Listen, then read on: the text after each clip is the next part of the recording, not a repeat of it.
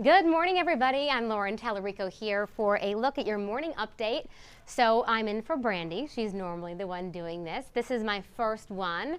So bear with me here, okay? But this basically is the chance for us to talk about the top headlines around the Houston area and beyond. Also, what you're talking about online. And we have a lot of those stories, of course, always that people really want to comment on. So just as we go through these top stories, and a really interesting one at the end, feel free to comment in the section below and we'll take some of your questions, we'll read some of your comments online. It's just kind of a way for us to have a conversation. So we're going to start with a really horrible story, unfortunately, here in Katy, because detectives really need your help finding the person who did something absolutely just awful. Harris County deputies are searching for a killer in the Katy area. Detectives say a woman was shot to death while riding in her car. The woman and her husband were heading home and had just turned onto Old Greenhouse Road. This was at about 6:30 last night when someone in a passing car just opened fire on that vehicle. Now, the woman's husband, who was driving at the time, said he thought they were fireworks, actually. And it wasn't until he looked over into the passenger seat that he saw that the window was shattered and his wife had been shot in the head. It's just awful. She ended up dying, passing away at the hospital. We found out that her name is Sharon James. Authorities identified her. Now, deputies don't know if this was a road rage incident or if maybe they were caught in the crossfire of somebody else's argument or fight. We really just don't know right now. Deputies are investigating that.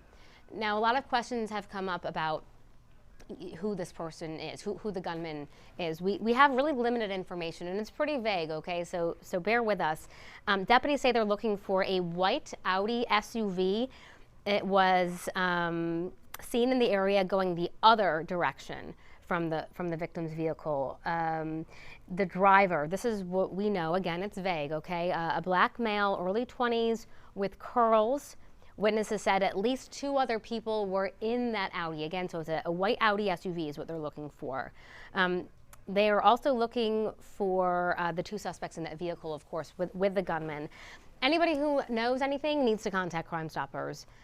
This poor family, just such a horrific thing to happen. And this is, again, in the Katy area. So, unfortunately, we do way too many stories about these drive-by shootings, these innocent people being killed, and whoever did this, we need to get off the street. Okay, so that's that story, unfortunately. More information is on khou.com too if you would like some more. Now, this is a story that has not only gone viral here in Houston, but it's actually gone viral across the world, especially in Houston. Everybody's talking about this. An ugly scene at a Dumpling King restaurant in Westheimer. Did you hear about it? A man was caught on camera telling 2 workers to go back to their country. So a customer who was in the restaurant at the time took out his cell phone, of course, and started rolling and caught some of this conversation. And what we hear them say is, a woman says, "You said go back to your country." And then the man says, "Yeah, because they don't speak English. If they don't speak English, how are they going to do business here?" And then customers jump in and start defending the women. Apparently it started over, somebody got the wrong order.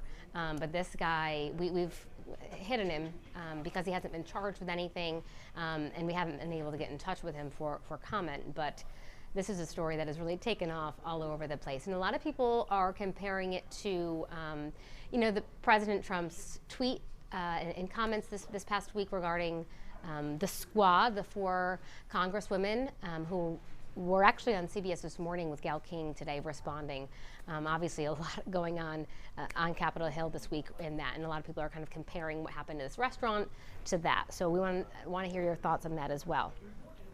This might be, not this story, the one I'm about to say. So the next story might be one of my favorite stories of the day. An unusually large hairpiece led authorities to a drug bust in Spain. This was at the airport. Yeah, police say that this guy had just arrived in Barcelona on a flight from Colombia, and they noticed that he was really nervous and he had a large toupee on that was just kind of like, you can see it there bubbling up. So they asked him to remove his toupee, his wig, and they found $34,000 worth of cocaine underneath. His identity has not been released at this point. And this actually happened last month in June. They just released this mugshot of the guy. But this is definitely kind of like a hairy story, right? That's my joke. A hairy story, you get it? I don't know what he was thinking with that toupee. I mean, it's like, did he really think he was going to get past TSA agents with a toupee on like that? I just don't, I can't believe he thought that was going to work. I mean, his weighing in. Yeah, it's, yeah, I'm the one running the controls over here, but yeah, I mean, it's not suspicious at all. And I'm sure, at all. And his behavior probably didn't help his case either. He was nervous. Well, I don't blame him for being nervous. Yeah. He was like, guys, are you sure this is going to work? I could see them like strapping, you know, the cocaine under his toupee wherever he was beforehand, and him being like, there's no way this is good. And his friends were like, no, it's fine. It's fine. Don't worry about it.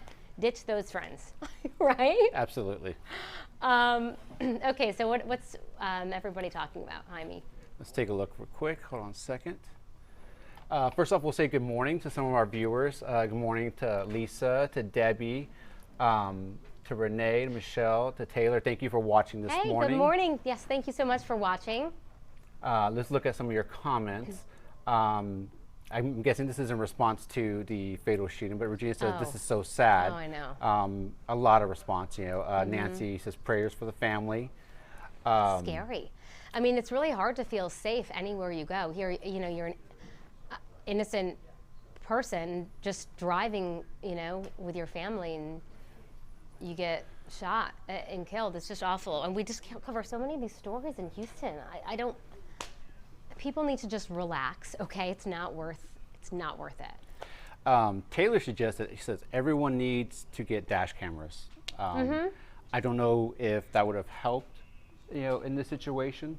But, you know, I guess if you do have any sort of video footage, you know, of maybe of a suspect vehicle, if there is some sort of incident, you might be able to help authorities. I never even thought about that until I moved to Houston. Which was 5 years ago, so I've been here a while, but people on the roads in Houston, they just drive differently. We really do, and we just drive differently. I don't know if it's because it's such a large city, and we don't have much public transportation really, so everyone's on the roads all the time, but one of our photographers at night, I'm normally for the 10 o'clock news, and he always has his dash cam, Brad Driver, and it's always rolling. And I thought that was such a good idea. He's like, you just never know when you're going to catch something. And it's true. And we've caused some pretty interesting things. Luckily, no shootings or anything like that. But it's amazing what you pick up on the roads out there. Absolutely. Let's see what else. See what else everybody's saying. A lot of prayers for this family. Thank you, everybody, for sharing your thoughts and prayers. Can't even imagine what that family's going. It just must seem like.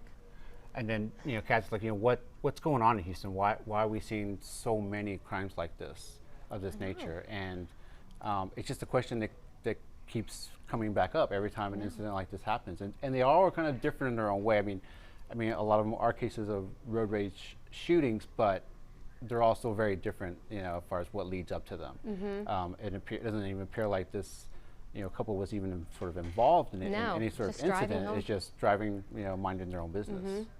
And not too long ago, I think maybe 6 months ago, we did a story about how Houston was named one of the worst cities for road rage in the country. I think we were number one and I can't exactly remember what it was. Sorry about that. But yeah, Houston was one of the worst cities in the United States for road rage incidents. And they looked at police reports and sheriff's deputy reports from all around the country, and we had some of the highest numbers, not just shootings, but people actually hitting each other in cars. And gosh, that terrible story was at the 4th of July, where road rage led to the guy shooting into the car, remember?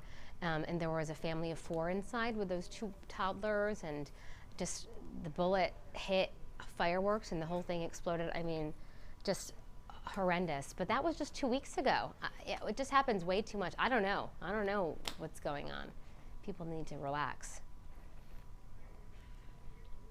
Yeah, there's just so many comments about this about this fatal shooting, and Does it scare people? Are people saying it scares them? it is very scary, you know, and I think everybody's trying to figure out what do we do to prevent these incidents from happening. And I don't know if there's anything that can be done necessarily, but does it make you drive differently?